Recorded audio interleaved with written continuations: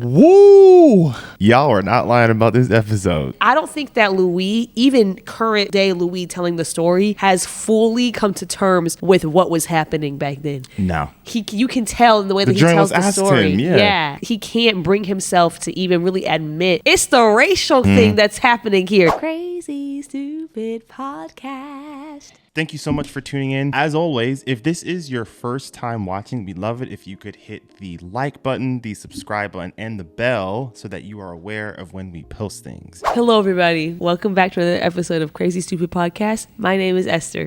And I'm Adrian. We just finished watching Interview with the Vampire, Season 1, Episode 3. Really good stuff, man. It was a little dark. Yes. Very much so. But I wasn't angry at Louis. When the white men was talking crazy, I was like, you know what you need to do. It's time to lock the F in, show them who the F you are, and deal with it. Like, I know you're like trying to preserve your humanity, bro, but like, ooh, the director, he knew what he was doing because he was pulling on some real emotions with that one. I'm not mad at him. I don't know if I agree with him.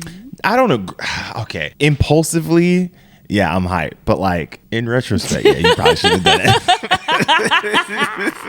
Maybe this is a crazy thing to say, but I personally am of the belief that being racist is not something that you deserve to for. Depends. It depends. What? It depends. What? It depends on what your racism caused you to do, in my opinion. You felt like it not in this instance, no. But I'm just saying, like, hypothetically speaking. just for clarification, I'm speaking from a slight lens of absurdity. I'm not like actually being serious right now. I'm just kind of being a devil's advocate. You definitely put that out there because you find yourself canceled.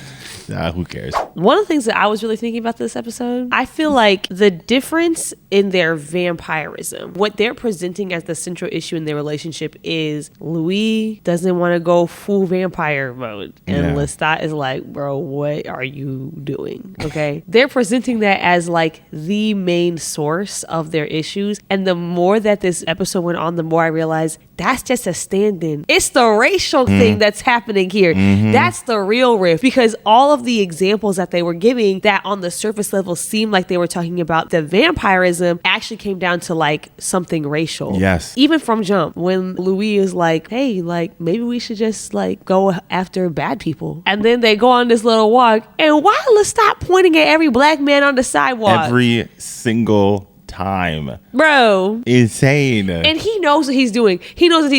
See, last week and the week before, I was kind of like, maybe, he's European, whatever. Maybe he don't really understand. Nah. But the more I'm watching, I'm like, no. This, that weaponized ignorance. Yes. He pretends like he doesn't see it, but all of his actions show you that he does. He gonna point at every black man on the sidewalk. And then, funnily, Louis, when they come across one white guy, Louis is like, that's the one.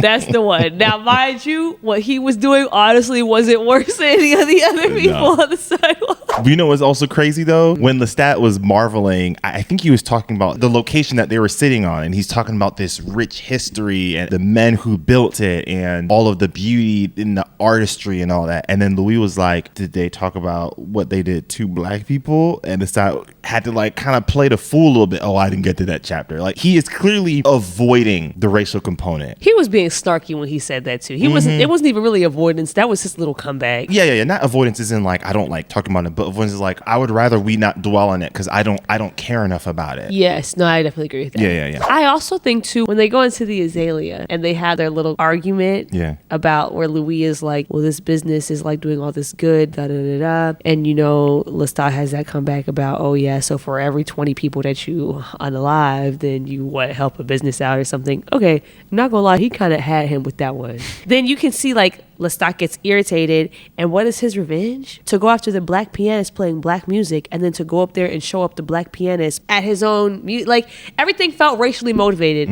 Everything to me felt like you guys are arguing on this level, but Lestat's jabs are at this level. I don't think that Louis, even current day Louis telling the story, has fully come to terms with what was happening back then. No. You can tell in the way that he tells the story. Him, yeah. He can't bring himself to even really admit that it was way more going on below the surface.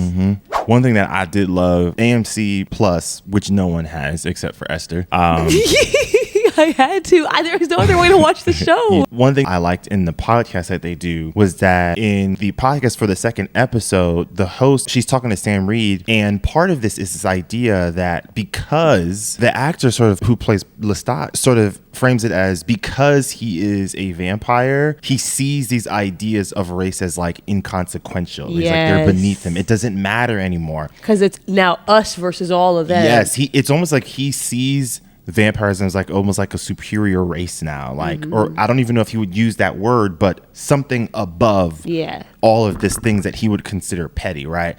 And so he's trying to get this point across to Louis in a lot of these instances, and we talked a little bit about that last week. I think it just ties back to like you're just too far removed. I think it's that. I also think it's this idea that like people who aren't black never understood that you're always black first. Yes, always. When you have conversations with people with other shared identities, they just never get that. No. It's like when you talk to white Christians and then you talk about race, and white Christians kind of have that same mentality, similar to kind of what Lestat is like, well, you know, we're all Christians and we love Jesus and he's coming back and none of this matters and he loves all his children. They can't understand like, but we're black first. Yeah. Same thing with white women and feminism. I think that's also the problem Lestat is having. It's like, because was never black, he just honestly cannot understand that no matter how much Louis changes and what he becomes, he'll always be a black man first. Yeah. I actually felt really sad for Louis in this episode because I think he has a lot of guilt about the decisions that he made.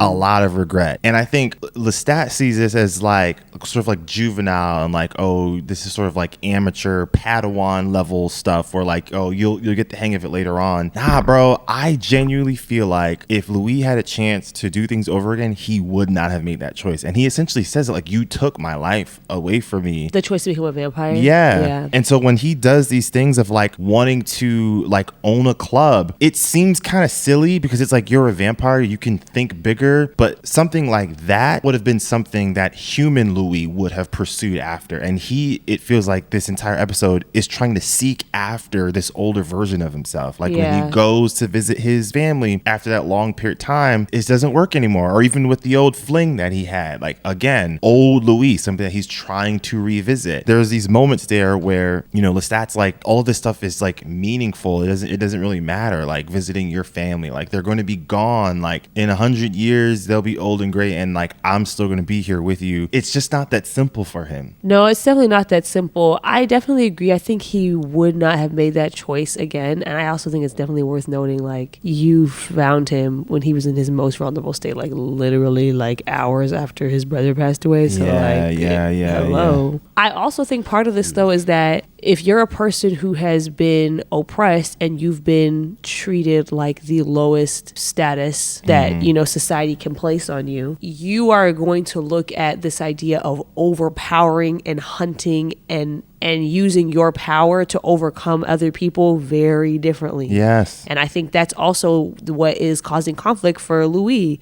He understands what it is to be preyed upon. Maybe not in the same literal sense, but he understands what it is to be powerless against someone, something, and there's nothing that you can do about it. And I don't think he can turn that part of his brain off and just inhabit this persona that Lestat wants him to have. I just think he can't do it because he understands that feeling. Yeah. And I think that's why when everything goes up in flames, he's like, how can I help? When he's asking those strangers, because I think he realizes I need to start using this in the way that I know is more morally aligned with who I was raised to be. And I think that's why he runs into the burning house to go and save Claudia, because I think he's like, the glimpse of who I almost turned into after that moment is something that I will not be able to live with. You know, I also think too, you brought up Jonah. I want to say too, I even think that is also an example of like this racial component in their relationship.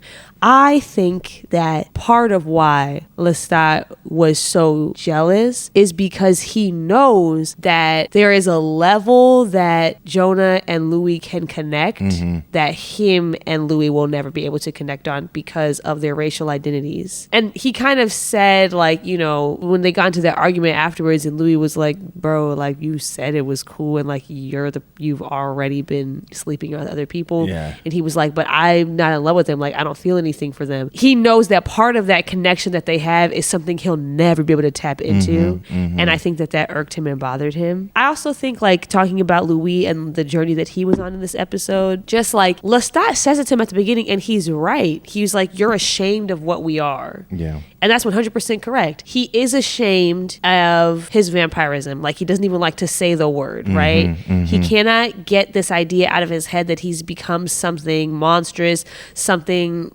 akin to the devil, something demonic. I think part of that is his religious upbringing, for sure. And then, like, this thirst, this need for blood is like a constant reminder, but he can't give into it, because once he gives into it, like, he confirms it.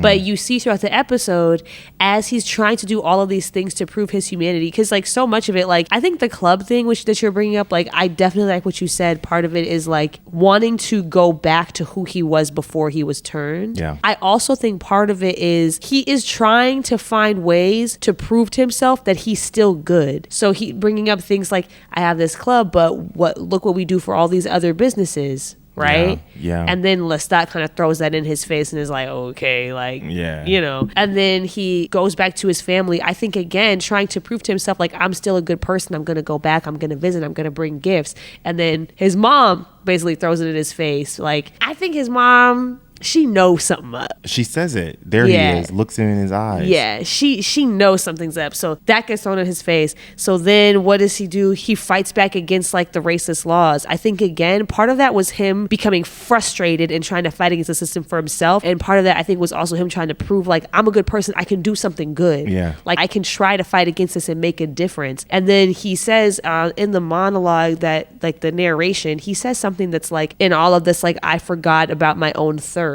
The more that he's trying to prove his humanity, the more he's, like, suppressing this other part of himself, but that's making it worse. Like, it's just kind of bubbling up inside.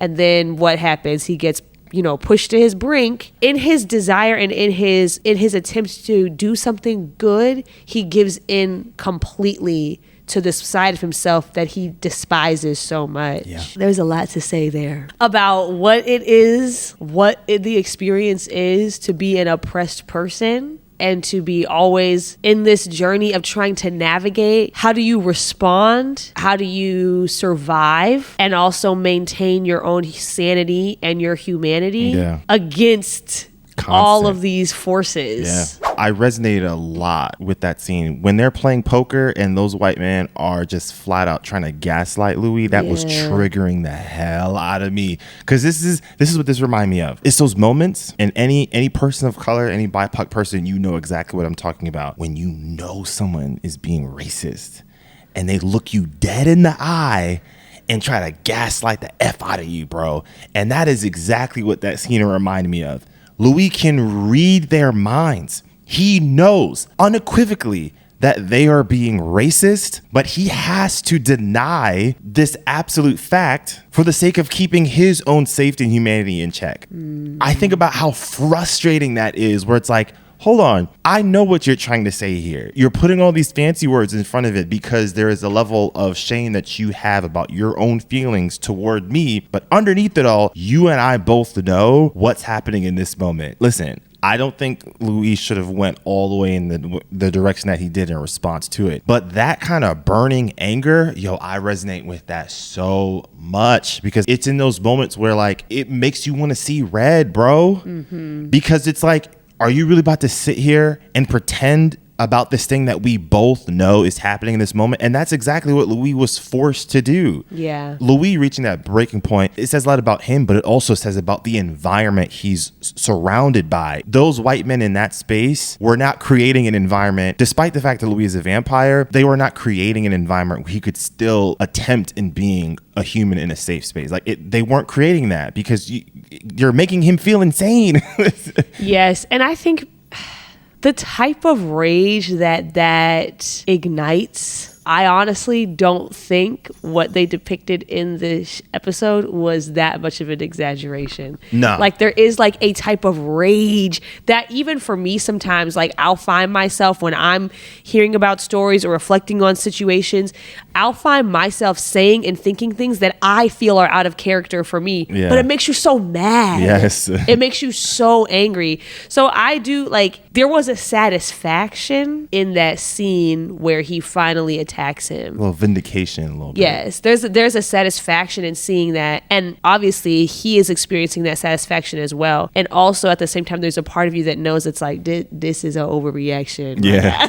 I also just think like we have watched Louis endure many encounters with these exact people in some cases, or just other white people in his area, in his life, where he's just had to suck it up, move on, and just like act like nothing happened and, you know, be the bigger person, whatever. And then the one time he does do something, what do these people do? They have a temper tantrum. The whole town. And they start a doggone riot. Whole town. That too, I feel like is so indicative of a larger Black experience. There's like a saying, people say that it's like America, specifically white America, should be happy that Black people just want equality and not revenge. Yeah. It does feel this way, that it's taken for granted, because it's like Black people will spend literally years, like sometimes decades, not really making shit shake too much to really disrupt people's lives. Okay, like always fighting, always speaking, always doing what we can to take care of ourselves. And then though, like something will happen that will finally be like, this is too much, and you'll see a huge response. And every time the immediate response is some violent backlash. Tulsa. Like, bro, was it Bloody Sunday? I mean, even with what happened in 2020. Yeah. I was gonna say in Charlottesville also, that sort of anger was a reaction to getting our first Black president. Oh yeah. You know, it's always reactive of something that feels like Black progress. Always. One thing that I would say, I know we spent a lot of time demonizing Lestat, but one thing that I did think about this episode and even a little bit of last episode was, I think the show is showing us the different ways in which Louis maintains his humanity and how Lestat maintains his humanity. I think for Lestat's perspective, time just moves differently for him. People come and go for centuries on end, and so like that connection that like normal humans would have, that just simply cannot exist for him, right? It reminded me of like that line that took place in Invincible, or like in Rings of Power, like the elves sort of have a similar experience with time. Like it just moves differently for them. And so how they maintain a sense of quote unquote humanity in their perspective is going to vary. I like this scene that we had with Lestat at the opera in the last episode, and I like what Louis says, where he said in this moment he saw Lestat separate man from food. It was like that was the purest moment where like he could feel something again. You know, and I think that's why he reacted so in such rage when the male singer was off with his tone, because one, we both are into music, we both sing, we played a couple of instruments back in the day. That was triggering for us as well. I was just like, I can't. But yeah, because it's sacred, because feeling that probably comes very rare to him, because he doesn't get that feeling of humanity in the normal instances that we probably take for granted a bit. And so when he has that, it's like Lestat has to cherish that even more because of how rare it is for vampires. I think that him trying to form this connection with Louis is another way that he is trying to accomplish that. Yeah. And I also think that that's why, part of why he's behaving this way and part of why he's so possessive of him. I think like we saw a lot of examples in this episode of how he's really manipulative. Yeah. He's really manipulating Louis in so many ways. I think Lestat knows if we don't get on the same page about this vampire shit, we're not gonna work. And Louis literally tells him that. It's like, this can't work. I think Lestat knows that, and I think that's why he's so afraid and why he can't just take on the attitude of like, I'm gonna just let him do him and I'm gonna do me. Another thing that's happening with Lestat is he is trying to poke and provoke Louis because he knows if I can get him mad enough, he'll crack.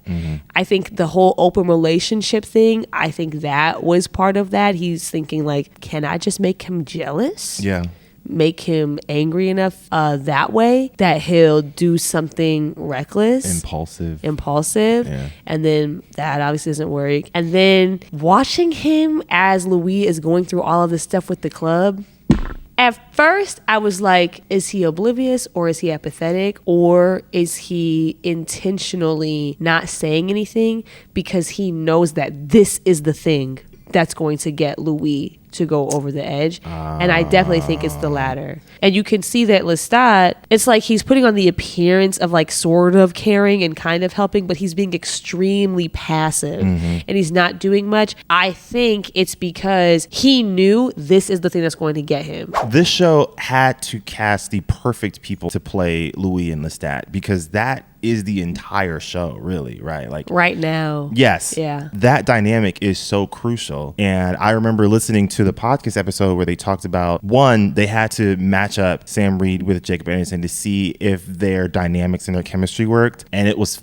phenomenal. But what was funny about that was that it happened during COVID, so they had to do it over Zoom. What? Yeah, so the fact that they were still able to see something there virtually, I think is extremely impressive. Yeah. Because you're feeling so many things between Louis and Lestat. You're seeing the romance, you're seeing the messiness, you're seeing like the toxicity, you're seeing power dynamics, you're seeing the racial component, you're seeing like almost like curiosity a little bit from both Louis and from Lestat. To have all of those things working with each other, you got to cast the right people or it won't land. It'll either feel extremely cheesy or you won't feel a level of like empathy for Lestat. He will come across as like a horrible person. It's almost like Michael Scott in The Office. If you don't cast someone like Steve Carell, he will just be a terrible person. You won't feel anything behind those things. Basically what he is in the original Office, the UK Office. I never finished that, but I think so. Like a jerk?